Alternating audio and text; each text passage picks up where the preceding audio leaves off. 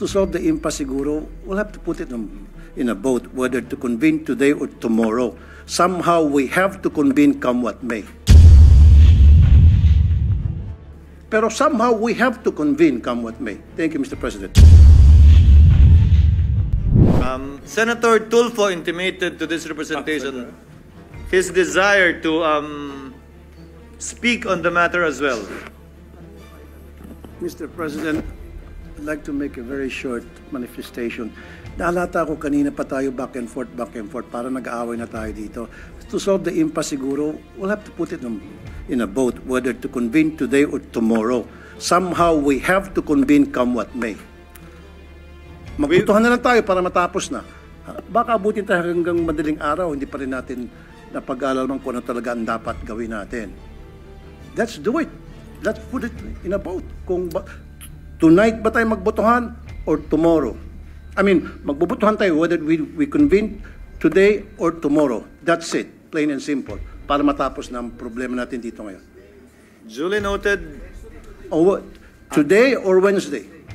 Kasi there are senators who want it to be on Wednesday. May mga senador na gusto ngayon. Let's put it in a vote. Pero somehow we have to convene come what may. Thank you, Mr. President. Mr. President. We will, Your Honor. Being a deliberative body, parliamentary practice rules dictate that we do nothing less, that things be settled through a vote. In fact, there is a pending motion by the minority leader that will be redefined and clarified. However, Chair thought it best to allow a free and fair debate where all of the members will be heard who have an opinion on this matter before finally deciding on the point. Now, if there are no other members who wishes to add to the discussion or debate, Chair would like to ask permission to relinquish the Chair so that the Chair can go down and speak also on the same matter. Senate President is recognized. Thank you, Mr. President. Thank you, distinguished Majority Floor Leader. With the permission of our colleagues, ilang bagay po ang nais ko sanang sabihin, paumanhin. Dininig ko muna ang posisyon at opinyon ng bawat isa bago ko pinagpasahang bumaba mula sa kinakaluklukan at kinakaupuan ko at sagutin ang ilan sa mga puntong ibinigkas nitong nagdaang ilang oras na. Una, nasabi na maikli lamang naman ang panahon ang kailangan gugulin para dito, bakit hindi pa ginawa noon? Hindi ba't obvious na nakita po natin itong nagdaang magtatatlong oras? Na oras na pinag-usapan natin ang impeachment, mahaba ang diskusyon. Hindi ito simpleng 30 minuto lang sa pag-issue ng summons dahil kailangan pahintulutan at payagan ang mahaba at malayang debate. At bago po ako lumayo, nais kong pasalamatan ang aking mga kasamahan dito sa Senado para sa isang maayos, civil, at naaayon sa rules natin na diskusyon at debate. Ayon na rin sa sinumpaan nating tungkulin na pagpasahan ng lahat ng bagay nang naaayon sa ating paniniwalang tama at nararapat nating gawin. Hayaan mong simulan ko po ang ilang mga binanggit. Mr. President, Your Honor, I wrote the members of the Senate on February 24, 2025, outlining the basic reasons why we cannot, as of yet, schedule the impeachment complaint. Much has been said about the term forthwith, which I wrote to each and every member of the Senate. Mr. President, Your Honor, we are governed not only by the Constitution but also our rules. We are governed as well by precedents. We are governed as well by decisions of the Supreme Court pertaining to this matter. Allow me to, for the record, cite a few regarding this matter, lest they may think that it is only a one-sided opinion with respect to their definition of forthwith na agad-agad. Kada senador marahil may kanya-kanyang opinion kaugnay nito. Hindi ko pwedeng hayaan na sa record natin ay hindi maisabi ang ibang opinion kaugnay nito. Una, nakasaad po sa saligang batas kaugnay sa papel na dapat gampanan ng Kamara na dapat tugunan nila ang pagsampa ng impeachment complaint sa loob ng mga takdang panahon. Kung ilang session days para ilagay sa calendar, ilang session days para ilagay sa Committee on Justice, ilang session days para pagpasahan, ilang session days para pagdesisyonan ng plenaryo ng Kamara. Nakalagay din sa rules ng Kamara, anumang impeachment complaint regularly filed by one member, dapat po immediately, hindi po forthwith, immediately, i-transmit ng Secretary General sa Speaker. Nakalagay din sa sariling rules ng Kamara, ang Speaker dapat sa loob ng 10 araw i-refer sa Committee on Justice. Bakit mahalaga yon? Dahil sang-ayon sa desisyon ng Korte Suprema sa Francisco case, dyan magsisimula ang 1-year ban sa pagsasampa ng pangalawa, pangatlo o pang-apat na impeachment complaint. Hindi yan ginawa ng Kamara. Sa katotohanan, hanggang nag-adjourn tayong lahat bilang Kongreso noong February 5, hindi yan ginalaw ng Secretary General sa kabila ng magkatabi lamang naman ng opisina ng Secretary General at ng Speaker. Sasabihin marahil ng ilan, tapos na yan. Lumipas na yan, tulad ng sinabi ni Senator Coco, wala na tayong magagawa dyan. Nandun ako. Pero may katanungan akong iiwan bago nating lisanin ang puntong yan. Nasaan yung mga nagrereklamong dapat agad-agad? Nasaan yung mga nagsasabing ngayon na, wag nang pagpaliban, ba't ba dinedelay? Inupuan po na mahigit 2 buwan, magtatatlong buwan nga ito. Hindi inaksyonan. Wala naman ako narinig na nagreklamo na nasa na yung agad-agad. Sa kanila nakalagay immediately, may takdang araw pa. Yan ang paksa ng petition sa Korte Suprema ngayon na inihain ni Vice President Sara Duterte kaugnay sa pag-iiwas sa tinatawag niyang 1-year ban na nakasaad sa saligang batas. Now let me proceed to forthwith. I quoted this in my letter to all the senators.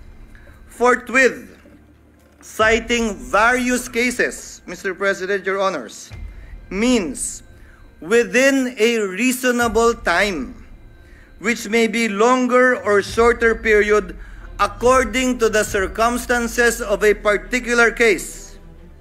It means it is elastic in nature and varies with every case. Quote, it may be modified by circumstances and the nature of the duty to be performed. Marami po nagsasabi ng opinyon na agad-agad. Kung gaano karami po ang abogado, kung gaano karami po ang marunong at magaling, gaano din kadami marahil ang kanilang interpretasyon. Pero nasaan ang probisyon ng saligang batas, desisyon ng korte nag-iinterpreta doon na nagsasabing agad-agad nga ang ibig sabihin yan, samantalang hindi naman agad-agad ang interpretasyon ng salitang immediately ng Kamara. Kung talagang immediately ang gusto, edi sana ang sinulat ng mga nagsulat ng konstitusyon, immediately din tayo. Yung immediately nga ng House, hindi yun ang interpretasyon. Tapos tayo ganyan. If the prosecutors themselves, the complainants themselves were not that interested and sat on these complaints for over 2 months, tayo bigla ngayon, mamadaliin nila habang nagpabanjing-banjing sila ng mahigit 2 buwan sa mababang kapulungan. Pangalawa, bagaman tama si Senator Pimentel at sang-ayon ako na pwede tayo mag-trial habang recess. Ginawa na po yan sa kaso ni Chief Justice Corona. Again, we are governed not only by the Constitution, by our rules, but also by precedents. Subalit, may malaking pagkakaiba. Dapat nasimulan, na-refer, at nagkaroon ng plenary action sa articles of impeachment upang makonstitute ang impeachment court bago ito magpatuloy habang recess. Maraming nagsabi, mag-trial na tayo, mag-convene na tayo, sumampa na tayo habang recess. Sa pananaw at palagay ko, labag yan sa saligang batas. At dun sa mga talagang gustong matanggal si Vice President Sara Duterte, dun sa mga galit sa kanya, inis sa kanya at gustong madali itong impeachment, para mo lang dinagdag, binigyan siya ng dagdag na balang questionin ito sa Korte Suprema. Dahil hindi po pwede yan. At hindi po ako papayag na mangyari at gawin yan dahil lamang gusto nila at nagmamadali sila. Sinabi ko na sa simula pa lang ng impeachment process na ito, 1 linggo matapos i-file yan dito sa Senado, 2 oras bago tayo mag-adjourn sa huling araw ng ating sesyon. Sabi ko, hindi ako makikinig, susunod o magpapadala sa sino mang pabor sa impeachment at ayaw kay Vice President Duterte. Impeachment complaint. Pinagpasahan nila. Resign na pala eh. Wala na tayong kailangan gawin. Naalala niyo po yung debate? Na meron pa namang penalty of absolute perpetual disqualification. That was discussed. But by way of precedent, the Senate did that. So if you look at the past presidents of the Senate, nagawa po nila yon, pinagbotohan po nila yon. Without convening the impeachment court. Wala pong nagsabi, hoy, inaabandon na ninyo ang inyong constitutional duty nung ginawa ng Senado yon. Paano po yan, Ginoong Pangulo? Pagsang-ayon ba ang karamihan o ng pinakamaingay yung matatalino sa ating bansa? Okay lang? Pag hindi sila sangayon, hindi na okay. Bugbog ka na. Bugbog na institusyon. Dapat may gawin na tayo. The Constitution, the rules, and the precedents, Mr. President, do not change simply because a group says otherwise. Baliktan naman pa natin. Yung isang naudlot na impeachment complaint laban kay dating Chief Justice Davide. Karamihan sa mga civil society groups, tutol doon sa impeachment complaint na yon. Tungkol sa corruption din yon. Tungkol sa pag-aabuso din ng poder yon. Parehong mga grounds, dahil yun naman ang ground ng impeachment talaga eh. Anong sinabi nung halos parehong grupo ngayon na gusto ang ulo ni Vice President Sara? Ay, masama yung impeachment yan. Hindi yan dapat i-file. Dapat i-dismiss nyo yan. Mabuting tao si Chief Justice Davide. Nagsalita pa ang mga miyembro ng Senado noon. Kahit padala ng Kamara sa amin, hindi namin tatanggapin yan. Sinabi din po ng Senado noong mga panahon yun. At saka busy kami sa budget. Kailangan muna namin unahin yan bago yan. Babalik ko ang katanungan. Nagbabago ba? Depende kung sinong may gusto. Hindi ba dapat kung ano yung pamantayan at batayan kaugnay ng impeachment complaint, sino man ang nasasakdal? Pareho at parehas ang pagtrato natin. Ngayon, kaugnay ng kasalukuyang impeachment complaint, nakalagay po sa rules ng Senado, ang impeachment proceedings dapat i-refer sa Committee on Justice. Ang ginawa ng Senado, bagaman pareho ang rules natin na bahagi ng ating President, ni-refer sa Committee on Rules na siyang naging hudyat para buuin ang impeachment court. Sa Estados Unidos, kung saan natin kinopya ang karamihan ng mga provision ng ating impeachment rules, ang mga miyembro ng Kamara na nag-hain ng impeachment o mga prosecutors, sila ang nagbabasa niyan. So, nung nakita po namin sa parte ng Secretariat, yung President na yon, nung nakita po namin yung provision na dapat sa Committee on Justice i-refer, sinuggest namin na basahin yung Articles of Impeachment ng prosecutors mismo. Sa Senado, hindi pa sa Korte. Para magsilbing hudyat yon ng pag-convene ng impeachment court at panunumpa ng mga judges ng impeachment court. Yung po sana ang nakatalagang gawin sa June 11. Nasabi po ni Senator Villanueva, ano nga ba ang pagkakaiba? June 2, June 3, June 5, June 4, June 9, June 10, June 11. Kung susundan natin ang ginawa ng mga ibang impeachment court sa mga nagdaang panahon, ini-issue lamang nila yung summons para mabigyan ng sapat na panahon. Ang nasasakdal na isumite yung kanyang answer dyan sa impeachment complaint. At pagkatapos nun, dahil magtatapos ang kapangyarihan ng mga prosecutor sa June 30, hindi po tayo pwede magpatuloy sa ating paglilitis dahil hindi naman pwedeng one side lang yung ating mapapakinggan pagkatapos ng June 30. Doon sa nagsasabi na may mga private prosecutor naman na i-appoint ang Kamara. With the principal goes the agent because the authority of the principal ceases by June 30. So, napag-usapan, tatawid ba ito Tatawid ba ito sa susunod na Kongreso? Kung gaano rin karami siguro ang senador, ganun karami din ang opinion. Kung gaano karami ang abogado, ganun karami din ang magaling nilang basehan kung tatawid nga ba o hindi. My position is that it will. Mr. President, Your Honor, allow me to read a portion of the deliberations of the Constitutional Commission on this matter. Delegate Aquino, because I would proceed, quote, from settled jurisprudence that impeachment proceedings are essentially judicial in nature, such that it follows that when the legislative chamber undertakes these proceedings, it sits as a court of justice, and therefore, it is not bound by the rules of legislative sessions. It cannot adjourn. Assuming that the session is adjourned, impeachment proceedings should not in any way be affected by the adjournment of the session. Delegate Romulo. That is not precluded from our proposal.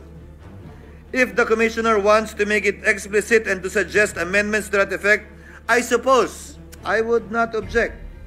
Our thinking is that if the Commissioner's premise is that it is like a court of justice, maybe an adjournment of the hearing will certainly not preclude it from continuing the proceedings on some other day.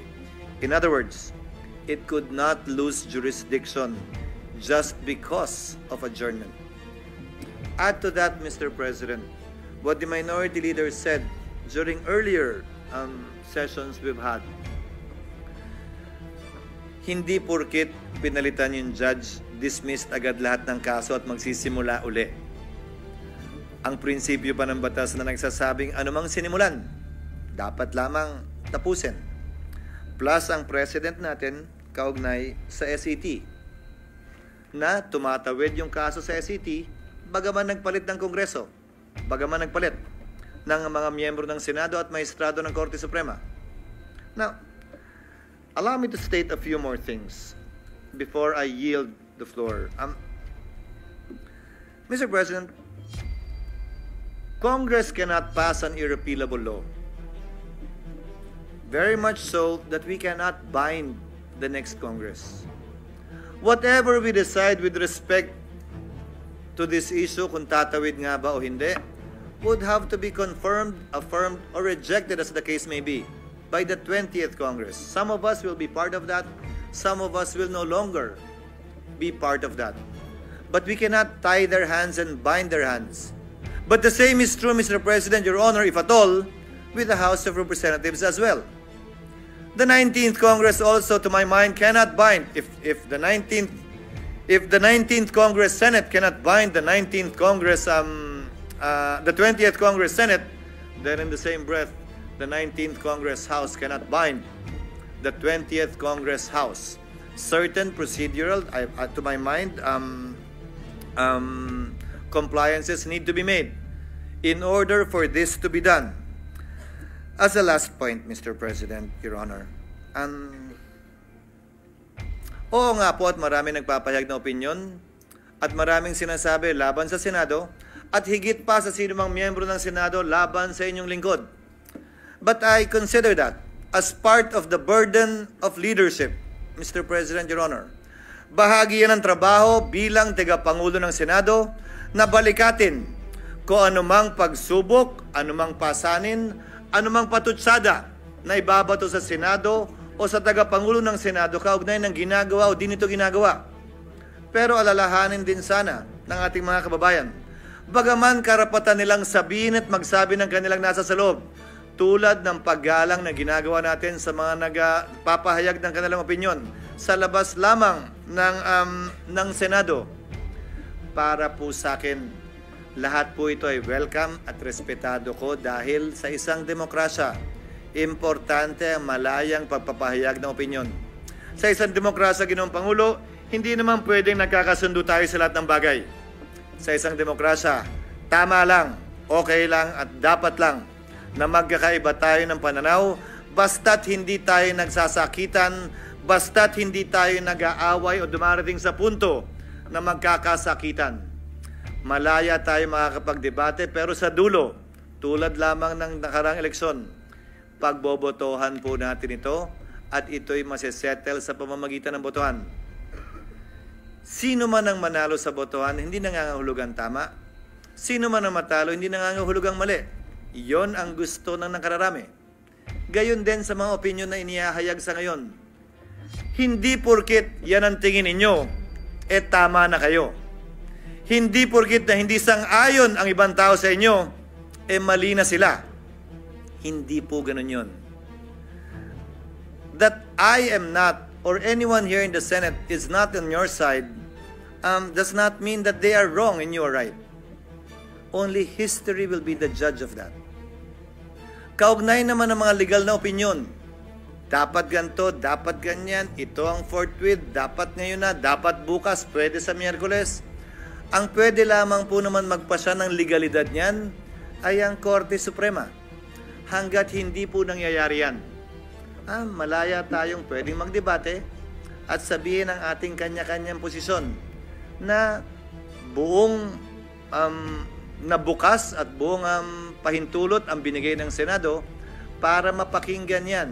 Hindi lamang sa iba't ibang social media platforms, pati dito sa plenaryo ng Senado. Again, Mr. President, before I conclude, I thank our colleagues for enunciating their opinion, their positions on this matter, and for the healthy debate that we saw and heard regarding this matter. As stated by Senator Tulfo earlier, at some point in time, we will have to put this to a vote. And as I believe, we will put this to a vote in the next few minutes. Hiling at dalangin ko, ano man ang maging resulta na ninanais ng mas nakararami, galangin ng kada at bawat miyembro ng Senado. Dahil sa dulo, tagapangulo man ako ng Senado, batikang senador ka man o baguhan, tigi-tigisa lang po tayo ng boto. Pantay-pantay po tayo pagdating sa kapasyang ito. Maraming salamat po sa inyong pasensya, sa oras at paumanhin kung medyo mahaba-haba po ng konti ang aking mga sinambit na salita.